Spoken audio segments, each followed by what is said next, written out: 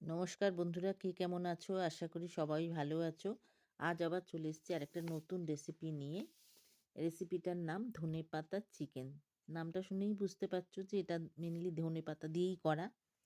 যাই হোক, আমি প্রথমে চিকেনটাকে ছোট ছোট করে কেটে, মানে মাঝারি সাইজের করে কেটে, এর মধ্যে ধনেপাতা বাটা, টক দই, নুন আর অল্প হলুদ দিয়ে মেখে মিনিমাম আধ ঘন্টা রাখতে হবে। যদি 1 ঘন্টা রাখা যায় তাহলে আরও ভালো করে রেখে দিতে হবে।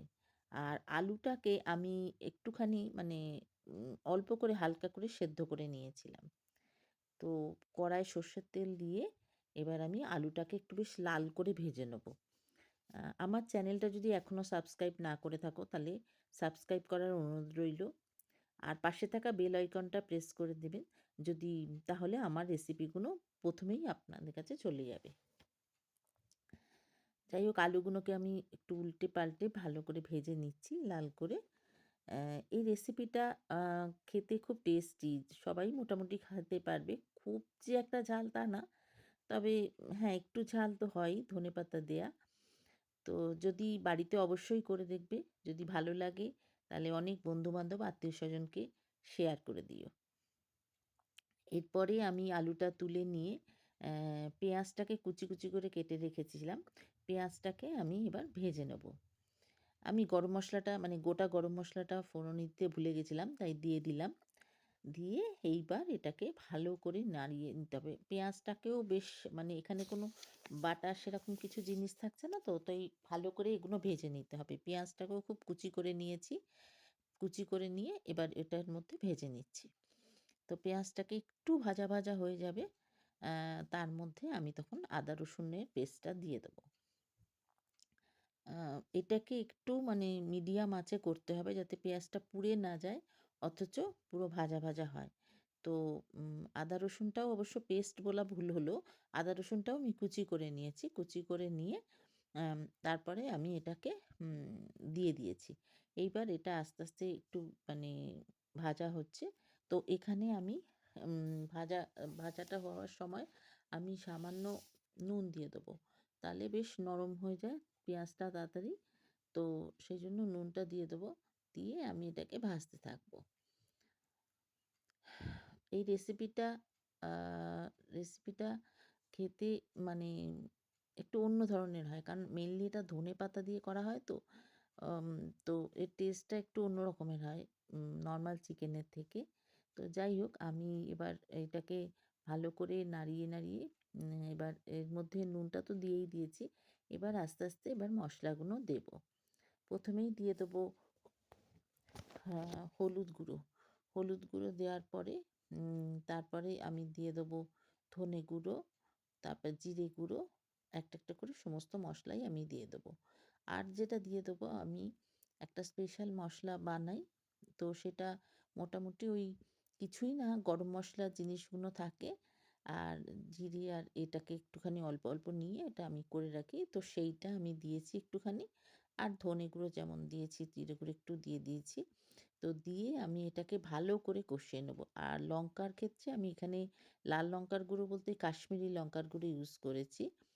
তো এমনি লঙ্কার গুঁড়ো ইউজ করা যায়, তবে কাশ্মীরি লঙ্কার গুঁড়োটা দিলে কী হয়, ঝালটাও মানে একটু কম হয়, অথচ রঙটা খুব সুন্দর হয়। সেই কারণে আমি বেশিরভাগ ক্ষেত্রেই কাশ্মীরি লঙ্কার গুঁড়োটা ইউজ করি। তবে লাল লঙ্কার গুঁড়োটাও ইউজ করা যায়। তো এবার আমি এটাকে আরও ভালো করে কষিয়ে নিচ্ছি। মানে যতক্ষণ না একটু তেল ছাড়বে ততক্ষণ অবধি কষিয়ে নিয়েছি।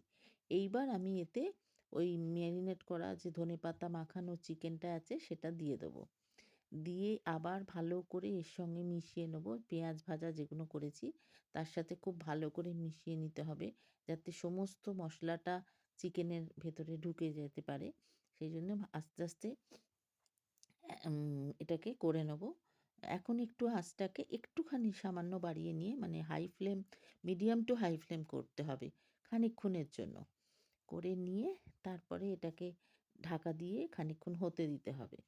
এইবার আমি ঢাকাটা খুলে, কারণ এর মধ্যে তো দই দেওয়া আছে, তাই একটু জল বেরোয়। তবে আমি আরেকটুখানি দই, অল্প করে দই ফেটিয়ে রেখেছিলাম, সেটা আমি এখন দিয়ে দিলাম।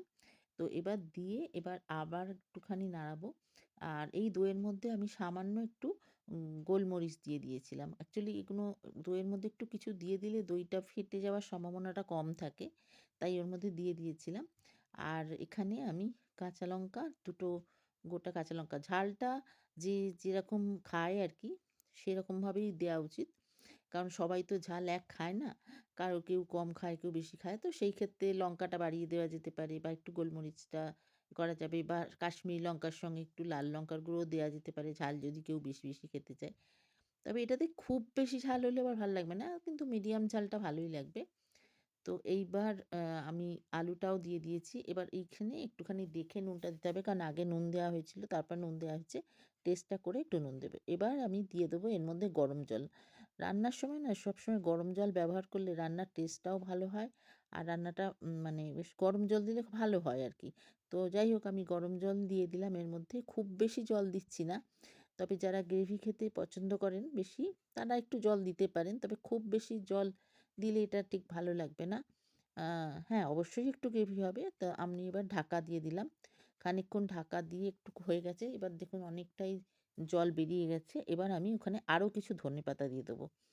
যেহেতু এটা ধনেপাতা দিয়েই করা হচ্ছে, সেক্ষেত্রে আমি এখানে গরম মসলা দেবো না, ধনেপাতা দিয়েই করে দেবো। তো এবার ধনেপাতা দিয়ে খানিকটা নাড়িয়ে খানিকটা রেখে দেবো। তাহলেই আমার আজকের ধনেপাতার চিকেন কমপ্লিট। আশা করি রেসিপিটা বাড়িতে করে দেখো।